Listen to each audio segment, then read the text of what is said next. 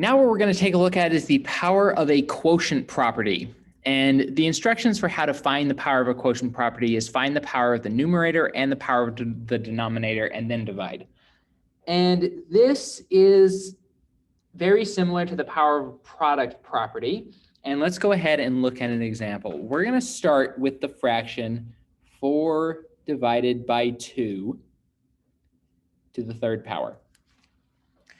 And I hope that most of you look at 4 divided by 2 and say, oh, well, 4 divided by 2 is 2. So then I just need to take 2 to the third power, and then we get 8. And that's true. That's all well and good. But we're going to apply the power of a quotient property because if we had, say, x's and y's, we wouldn't be able to do this handy thing that we just did. So let's go ahead and apply our rule. What happens here is we take each part of the fraction and take it to the third power. So instead of being 4 divided by 2, parenthesis to the third power, it is now 4 to the third power divided by 2 to the third power. 4 to the third is 64. It's 4 times 4 is 16 times another 4 is 64. And then 2 to the third is 8. 2 times 2 times 2. And 64 divided by 8 does in fact equal 8. So hopefully that proves to you that the power of a quotient property does in fact work. And essentially speaking, every time what we're going to do is we're going to just take that power up there and bring it down to each number in our fraction. Now, let's take a look at a slightly more complicated fraction. This one will be a divided by -10 squared, or to the second power. Well, once again, we bring the 2 down to each part of it. We have a to the second. And on the bottom, we want to be careful here. I'm going to put the -10 in parentheses and then put the squared on it.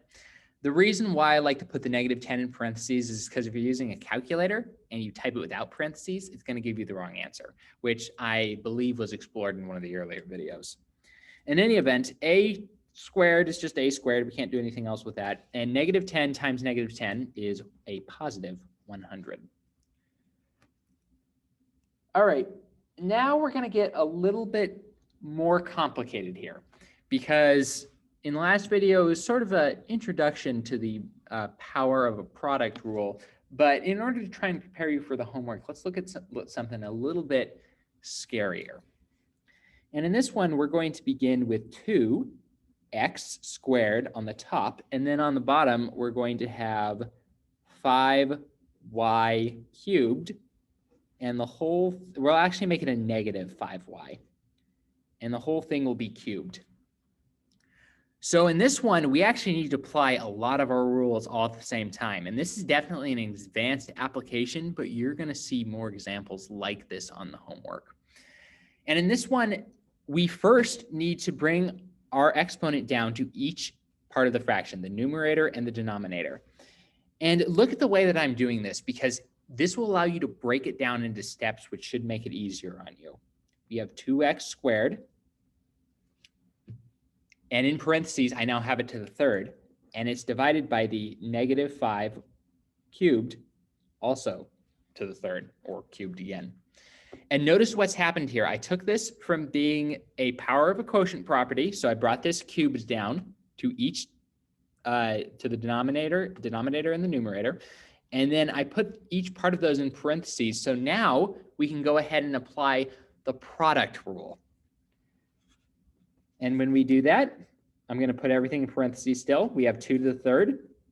Our x squared is now x squared to the third as well. And that's divided by our -5, also to the third. And then our y cubed, also to the third. So see, we just went from the quotient property, the power of a quotient property. Then we went to the power of a product property. And now we're finally going to essentially solve this. So 2 to the third is a +8.